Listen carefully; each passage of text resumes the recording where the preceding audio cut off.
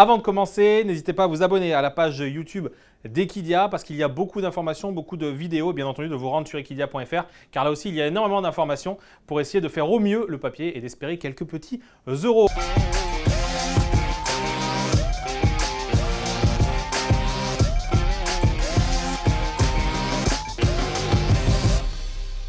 On parle du Quintet Plus, le prix Bertrand de Loison, c'est ce dimanche sur l'hippodrome de Paris-Vincennes, 2850 mètres à parcourir sur la grande piste. 14 partants, une seule devra rendre la distance, mais ce n'est pas n'importe qui, on va en parler dans quelques instants. C'est un quintet qui réunit des chevaux qui vont tenter de monter de catégorie, qui sont en forme, je pense notamment à l'As Graal du Trésor, et d'autres comme celle qui rend 25 mètres, Émeraude de Baie, qui doit rendre la distance, mais qui affronte un lot bien plus facile qu'elle a pu déjà affronter lors de sa carrière. On commence par mon préféré, ce ne sera pas forcément le préféré de tout le monde, mais j'aime beaucoup Orchestro, le numéro 8, c'est un cheval entraîné par Guillaume Huguet, c'est peut-être parce que je viens du centre-est que j'aime encore plus Orchestro, mais lui je trouve qu'il allie un petit peu tout ce qu'il faut au départ de cette épreuve. C'est un cheval en pleine forme, il vient de vaincre sur l'hippodrome de Vichy. Alors la ligne n'est pas extraordinaire, même si on retrouve quand même des chevaux de grande qualité dans cette épreuve. Je pense notamment à Gently de Muse et à Fakir du Loro, bien connu aussi. Ce jour-là, ces deux-là devaient rendre 25 mètres. Orchestro s'imposait de très belle manière, il était déféré des 4 pieds et il a surtout des références sur l'hippodrome de Vincennes. C'est ce qui m'intéresse. Ce cheval est en forme et a déjà très bien fait à Vincennes sur le parcours qui nous intéresse.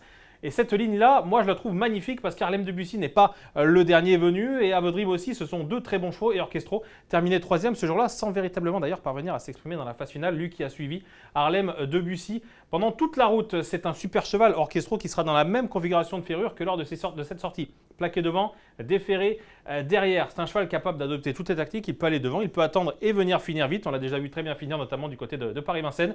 Il est en plus de ça associé à un homme en grande forme qui s'appelle David Bekaert. J'y crois beaucoup parce qu'il me semble hyper fiable et du coup toute cette fiabilité, ça fait que selon moi il peut gagner cette épreuve et du coup la cote serait donc intéressante. Je l'aime beaucoup, Orchestro c'est mon préféré. En deuxième position, je place Fédrangeval pour plusieurs raisons. Fédrangeval défend l'entraînement d'Emmanuel Varin, un entraînement qui brille souvent pendant la période estivale et Fédrangeval est associé à Mathieu Brivard qui s'en sert à merveille. C'est une jument qui aura besoin de rythme pour s'exprimer mais elle est capable de finir très très fort. Cette course-là, celle d'Anguin, la ligne est magnifique puisque Gitano, un cheval entraîné par la famille du Val d'Estaing, a ensuite regagné.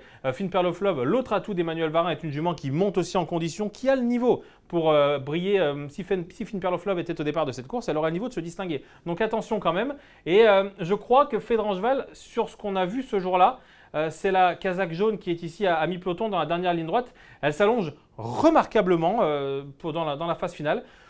Tout laisse à penser que c'est une jument qui est plutôt en forme au moment d'aborder ce rendez-vous. Elle est plutôt bien engagée puisque c'est l'une des plus riches. Elle doit en plus de ça partir au premier échelon. Je rappelle qu'il y a seulement une seule jument qui rend 25 mètres. Voilà, sur la foi de cette sortie-là à Anguin qui témoigne donc de sa forme, la jument, à mon sens, a les moyens de s'exprimer dans le quintet qui nous intéresse. Donc je lui fais confiance pour être ma deuxième base et mon deuxième choix dans cette épreuve. Ensuite, Émeraude de Baie. On la connaît par cœur, c'est Émeraude de Baie. C'est l'entraînement de Benjamin Goetz, c'est Franck Nivard. Émeraude de Baie doit rendre 25 mètres. C'est la seule au départ de cette course. Alors pour certains, c'est un petit inconvénient. Je pense quand même qu'Émeraude de Baie a les moyens de rendre la distance avec bonheur dans cette épreuve. C'est une jument qui a des très très sérieux titres à faire valoir. C'est une jument qui vient de courir sur l'herbe dans une étape du Trophée Vert où elle terminait 3e de Godéo Galested et Enzo Dessart. Elle s'intercalait entre, on va dire, les 3 meilleurs chevaux d'herbe en France. Donc sa sortie-là est très correcte, d'autant plus qu'elle devait rendre 50 mètres. Ce n'est pas 25, c'est 50. Émeraude de Baie courait très bien ce jour-là et surtout elle a quelques titres à faire valoir. Là, je vous montre sa sortie du prix Kerjak où elle terminait 4e. La jument, 4e de guide, étonnant, Uchentol, Hokkaido Giel. C'est quand même pas les mêmes, comme on dit, Hokkaido Giel qu'on va revoir au départ du René Ballière et étonnant qui vient de triompher en Finlande et qui a un petit peu plus tôt échoué du côté de Solvala. Bref, étonnant, tout le monde le connaît, je n'ai pas besoin de vous le présenter. En plus de ça, Émeraude de Baie, quand on remonte un petit peu plus, c'est pour vous montrer sa faculté à pouvoir revenir de l'arrière. Ce qui m'intéresse avec Émeraude de Baie en rendant 25 mètres, c'est que tout laisse à penser qu'elle va être vue à l'arrière du peloton. Elle est capable de finir très très vite cette jument, c'est cette casaque qu'on voit ici orange et bleu. Et Franck Nivard la connaît par cœur, il l'amène toujours au mieux de ses intérêts. Et Émeraude de Baie, quand elle est lancée, elle peut finir très très vite. Les chevaux du premier échelon sont des chevaux respectables. Ce sont des chevaux qui vont tenter leur batou pour ne pas faire revenir Émeraude de Baie trop vite dans la bataille. Mais si Émeraude de Baie est à l'entrée de la ligne droite en position de sniper, je crois qu'elle va finir très fort. Je l'ai placée 3e de mon pronostic Mais elle pourrait gagner tout pareil, si les circonstances de course lui sont favorables. Mes 3 préférés, du coup, ils sont encerclés. Orchestro, parce que c'est le cheval le plus fiable, le plus régulier, le plus en forme au départ de cette épreuve. Fédrangeval, parce qu'elle vient de montrer sa forme, parce qu'il va y avoir du rythme et parce qu'elle est capable de finir très vite. L'engagement est très bon. Et ensuite, Émeraude de Baie, même si elle doit rendre 25 mètres, c'est la jument de classe au départ de cette épreuve. Ces 3 chevaux-là, je vais ensuite choisir de les associer à plusieurs concurrents qui n'auront pas forcément la tâche facile, mais qui sont en pleine forme. En tout cas, c'est le cas de Graal du Trésor qui affronte des chevaux bien plus argentés que lui. Il est extrêmement régulier, il peut aussi prendre le train à son compte, et ça compte. C'est un cheval qu'on va certainement voir à l'avant du peloton. Il monte de catégorie, mais je l'envisage bien 4/5e de cette épreuve. Il peut ne pas pouvoir répondre aux différentes attaques dans la phase finale, mais sa régularité et surtout sa qualité, quand on regarde sa musique, c'est absolument magnifique. Le cheval ne déçoit jamais. Je ne vois pas trop pourquoi il décevrait ce dimanche, même si l'opposition est plus relevée que lors de ses dernières sorties. J'aime beaucoup Alix aussi. Alors, Alix, quand elle terminait 6e du côté de Caen, c'était très bien. En retrait, c'est une jument qui a des titres au trot monté, bien entendu, on ne la présente plus. Mais je pense qu'avec l'âge, elle va s'y faire au trot attelé. Dernièrement, ça s'est mal passé pour Alix qui a voulu contrer une attaque devant les tribunes. Elle a répondu par la faute, du coup elle a été éliminée, elle a été disqualifiée, elle a ensuite récidivé en faisant une nouvelle faute par la suite. Ça ne sera qu'une question de sagesse. Je ne crois pas que ce soit une question de qualité pour Alix. Bien entendu, je crois qu'elle a le niveau pour aller avec cela et même jouer le podium, à mon sens, si elle reste sûre dans ses allures. Mais voilà, ses dernières sorties ne nous incitent pas non plus à la grande confiance. Mais je me garderai bien de la condamner, c'est pour ça que je choisis de la garder en associé. Ensuite, il y a Gamin Jabba. Gamin Jabba qui reste sur un succès magnifique dans une course où d'ailleurs Alix se montrait fautive. Ce qui est intéressant avec Gamin Jabba, c'est que quand Jean-Michel Bazir, l'entraîneur, s'installe au sulky les 2 dernières fois à Vincennes, c'était pancaro. Jean-Michel Bazir le mène toujours au mieux de ses intérêts. C'est un cheval qui est quand même assez facétieux, qui n'est pas simple à saisir, mais la qualité, c'est sûr qu'il l'a. Par contre, je ne crois pas qu'il ait de marge. Il va falloir quand même que ça se passe plutôt bien. Au départ de cette épreuve, les 3 bases que j'ai distinguées un petit peu plus tôt dans cette vidéo me semblent supérieures à Gamin Jabba. Donc il va falloir que ça se passe bien, même si Jean-Michel Bazir est un magicien, même s'il va offrir un parcours de rêve à Gamin Jabba. Il faudrait vraiment que ça soit vraiment magnifique, que tout se passe bien et qu'il y ait des déceptions pour qu'à mon sens, Gamin Jabba joue le podium dans cette course-là. C'est pourquoi, une nouvelle fois, je parle de ce cheval-là comme d'un associé. Ensuite, il y a Astronaute, un cheval que l'on connaît très bien, lauréat de groupe 1. Yannick Henry s'est très souvent gratté la tête avec lui. Il ne savait pas trop s'il retrouvait véritablement son cheval. Toujours est-il que ces 2 dernières sorties sont magnifiques et surtout sont rassurantes. Ce Astronaute a gagné à Toulouse. Il a ensuite répété une nouvelle fois à Toulouse. Corde à droite, bien entendu. C'est un retour à Vincennes pour lui.